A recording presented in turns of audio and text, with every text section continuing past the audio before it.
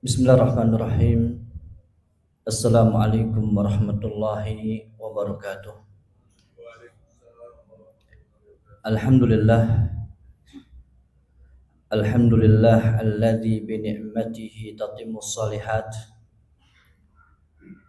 Allahumma shalli wa sallim wa an'im wa barik ala abdika wa habibika Muhammadin wa ala alihi wa sahabatihi wa man sara bihudahu wa tamassaka bisunnatihi ila yaumiddin, amma ba'd. Jamaah rahimani wa rahimakumullah wa hafidhakumullah jami'a. Alhamdulillah, kita bersyukur pada Allah Azza wa Jal karena pada siang hari ini kita mampu melaksanakan salah satu di antara kewajiban yang Allah wajibkan kepada kita semuanya.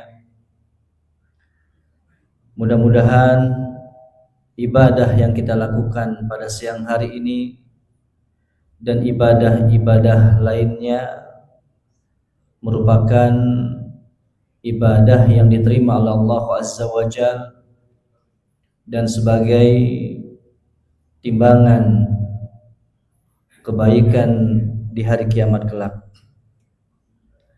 Jamaah rahimani wa rahimakumullah wa hafidhakumullah jami'a. Kalau kita melihat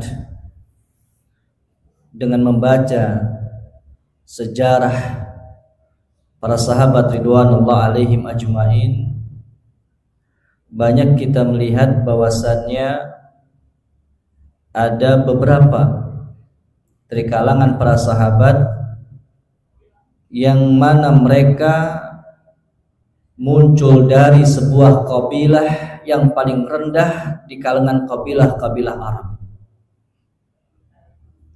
Salah satu sahabat yang mana beliau radhiyallahu taala anhu yang bernama Sudai bin Ajlan Al-Bahili, yang dikenal dengan Abu Umamah Al-Bahili, beliau dari kabilah Arab yang paling rendah kabilah tersebut. Sampai para penyair mengatakan, idza qila lil qalbi ya bahili aral qalbu min syu'i hadan nasabi. Idza qila lil qalbi ya bahili, kalau ada seekor anjing dipanggil dengan panggilan ya bahili, wahai bahili, itu orang Bahilah, orang dari kabilah Bahilah. Awal kalbu min syu'miha dan nasabi, pastilah anjing tersebut menggonggong marah dengan dicelaknya nasab tersebut. Ini kita lihat bahwasannya seekor anjing ketika dia disebut sebagai anjing dari kabilah Bahilah, kemudian dipanggil dengan panggilan ya bahili, ini merupakan sebuah celaan bagi seekor anjing tersebut. Artinya apa? Seorang syair ini ingin menggambarkan betapa rendahnya kabilah Bahiliyah, yang dimana kabilah tersebut kalau dibandingkan dengan kabilah-kabilah Arab pada zaman tersebut. Akan tetapi kita lihat muncul seorang sahabat yang mulia dari sebuah kabilah yang paling rendah di kalangan kabilah-kabilah Arab, yang dikenal dengan Abu Umamah Al-Bahili radhiyallahu taala anhu. Bahkan Rasulullah sallallahu alaihi wasallam sangat perhatian kepada seorang sahabat yang mulia ini. Sampai kata Abu Umamah Al-Bahili menyatakan, akhada Rasulullah sallallahu alaihi wasallam biyadayya Tsumma qala li, bahwasannya Rasul sallallahu alaihi wasallam memegang tanganku. Kemudian beliau sallallahu alaihi wasallam menyampaikan kepadaku sebuah perkataan, dan ini sebuah pembelajaran dari seorang guru kepada muridnya. Ketika dia ingin memberikan sebuah pembelajaran yang penting untuk menjadikan sebuah perhatian, maka penting untuk memegang murid tersebut, yang sebagaimana dilakukan Rasulullah sallallahu alaihi wasallam kepada Umamah al-Bahili radhiyallahu taala anhu. Kemudian perkataan Rasulullah sallallahu alaihi wasallam, "Ya Aba Umamah, wahai Abu Umamah, inna minal mu'minin man yalinu lahu qalbi." Sejatinya, wahai Abu Umamah, ada di kalangan kaum mukminin yang dimana dia memiliki hati yang lembut kepadaku. Rasul sallallahu alaihi wasallam memberikan sindiran kepada Abu Umamah al-Bahili radhiyallahu taala anhu dengan seperti itu. Yang dimaksudkan adalah bahwa orang tersebut, engkau ya Abu Umamah, seorang yang memiliki hati yang sangat lembut. Bahkan disebutkan di antara keutamaan Abu Umamah al-Bahili radhiyallahu taala anhu, ada seorang tabi'in yang bernama Salim ibn Amir at-Tabi'i. Dia mengatakan, Ja'a rajulun ila Abi Umamah, ada seorang laki-laki datang kepada Abu Umamah. Faqala ya Aba Umamah, wahai Abu Umamah, inni ra'aitu fi manami al-malaikatu tusalli alaika. Wahai Abi Umamah, sejatinya semalam aku bermimpi dengan melihatmu bahwasannya para malaikat bersolawat kepada engkau ya Aba Umamah. Solawatnya malaikat kepada hamba Allah Azza wa Jalla artinya adalah memohon ampunan kepada Allah untuk orang tersebut, dan memohon kepada Allah Azza wa Jalla agar orang tersebut mendapatkan rahmat dari Allah Azza wa Jalla. Kemudian orang tadi mengatakan, kama dakhalta kullama kharajta, kullama dakhalta kullama kharajta, wa kullama qumta wa kullama jalasta. Setiap kondisi apapun, engkau keluar rumah, engkau masuk lagi ke rumah, engkau duduk, engkau berdiri, aku mendengarkan malaikat itu bersolawat kepada engkau ya Aba Umamah. Kemudian apa kata Abu Umamah radhiyallahu taala anhu? Allahumma ghafara, ya Allah, mudah-mudahan engkau mengampuniku. Lihat seorang sosok yang punya sebuah ketawaduan. Dia tidak mengatakan begitulah saya, tidak, tetapi dia mengatakan Allahumma ghafaran, ya Allah, ampunilah dosaku. Da'uni ankum, dan lupakan apa yang sudah kau dapatkan informasi tersebut tentang diriku. Wa antum law syi'tum la sallat alaikumul malaikatu. Kalau seandainya engkau atau kalian semuanya, kata Abu Umamah al-Bahili, menginginkan agar malaikat bersolawat kepada engkau, maka Abu Umamah al-Bahili radhiyallahu taala anhu membaca surat Al-Ahzab ayat 41 sampai 43 dengan mengatakan, ya ayyuhalladzina amanu dzkurullaha dzikran katsira. Jadi di antara contoh-contoh amalan yang menjadikan malaikat bersolawat kepada kita semuanya, memohon ampunan kepada Allah untuk kita semuanya, memohon rahmat Allah Azza wa Jalla untuk kita semuanya dengan mengatakan udkurullaha dzikran katsira, zikirlah kalian kepada Allah dengan zikir yang banyak, zikir yang tidak terhitung jumlahnya. Di mana saja kita berada kita ingat kepada Allah. Kemudian wasabbihuhu bukratan wa asila, dan sucikan Allah di pagi hari dan di petang hari. Huwallazi yusolli alaikum malaikatuhu liyukhrijakum minadh-dhulumati ilan nur wa kana bil mu'minina rahima. Maka orang yang senantiasa berzikir kepada Allah, orang yang senantiasa dia bertasbih kepada Allah di pagi dan di petang hari, maka dia akan dapatkan sholawatnya malaikat, dan itu semuanya bisa mengeluarkan kalian semuanya minadh-dhulumati ilan nur, dari kegelapan menuju cahaya. Wa kana bil mu'minina rahima, sejatinya Allah Azza wa Jalla kepada kaum mukminin rahima, sangat penyayang kepada mereka semuanya. Kemudian yang berikutnya adalah sebuah rekomendasi tazkiyah dari seorang yang bernama Muhammad ibn Ziyad al-Alhami, yang dimana dia mengatakan tentang Abu Umamah al-Bahili, dan dia seorang tabi'in.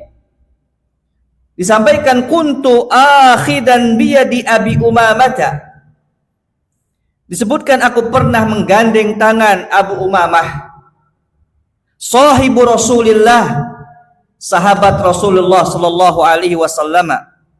Fansaraftu ma'ahu ila baitihi, maka aku keluar bersamanya menuju rumahnya. Fala yamurru bi muslimin wala saghirin wala ahadun illa qal salamun alaikum, salamun alaikum. Tidaklah Abu Umamah ketika keluar dari rumahnya dia lewati orang baik itu besar maupun kecil, kecuali dia itu sampaikan salam kepadanya, assalamualaikum, assalamualaikum. Ini contoh dari Abu Umamah radhiyallahu taala anhu, yang dimana beliau mengamalkan sunnah Rasulullah sallallahu alaihi wasallam.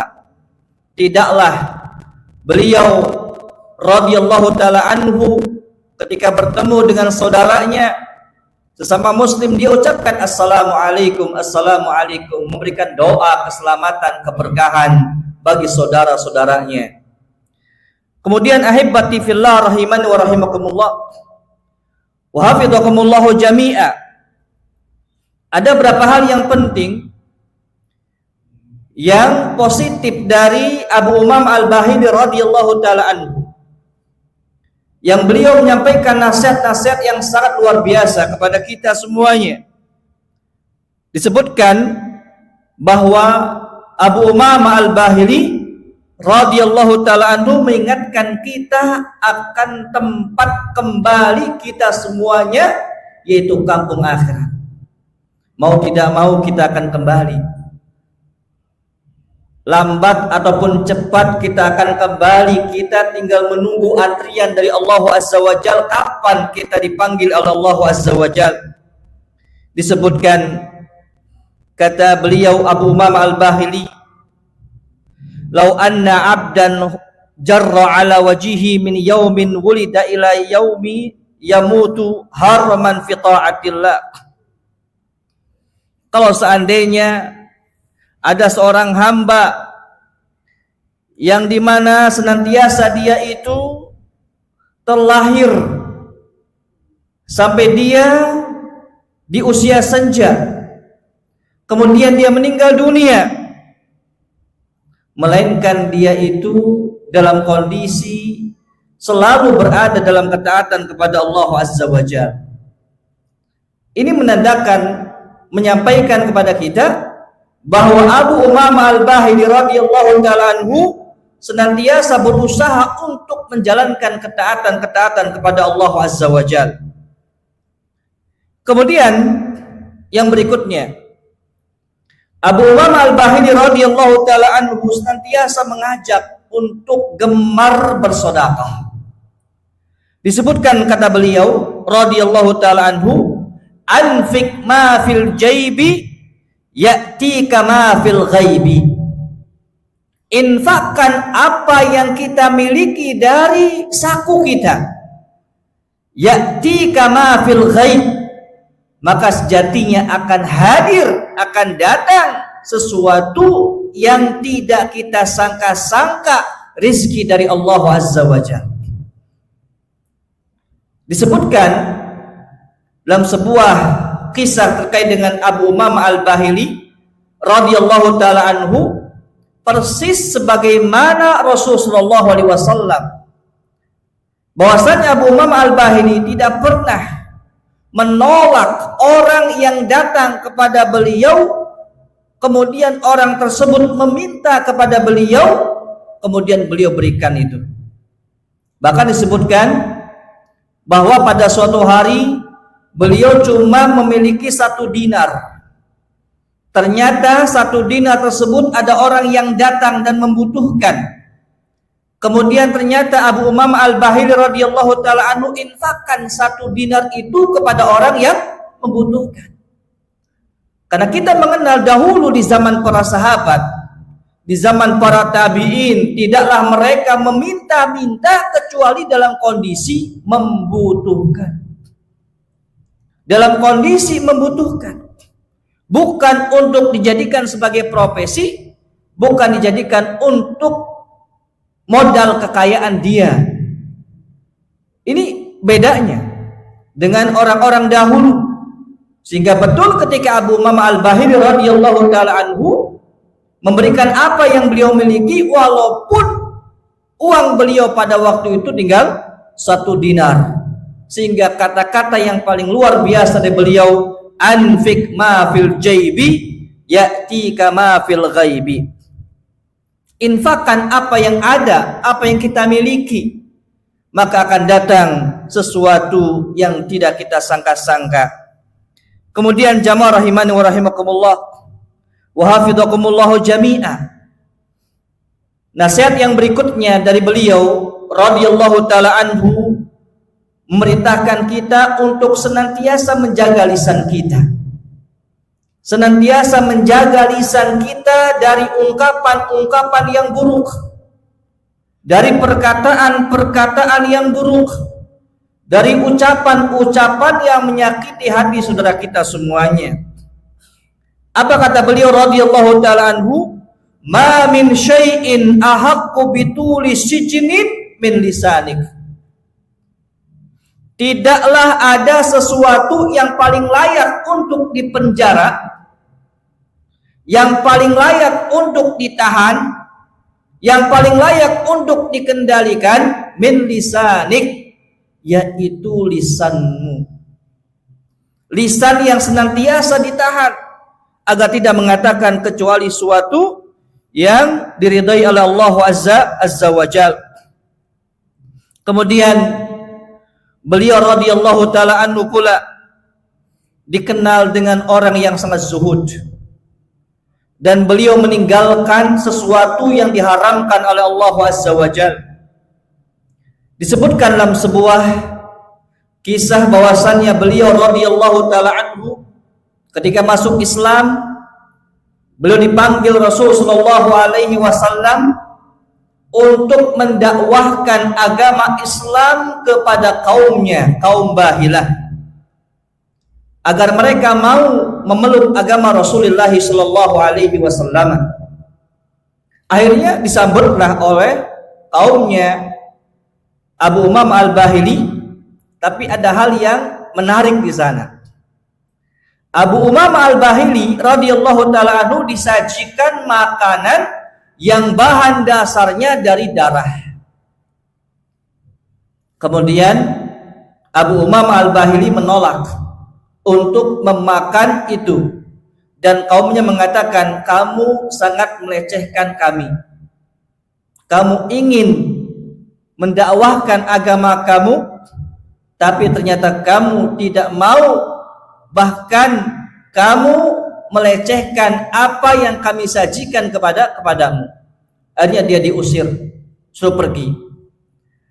Kemudian pada suatu malam Abu Umamah Al-Bahili radhiyallahu taala anhu bermimpi bahwasannya beliau Allah berikan minum, yaitu minum susu.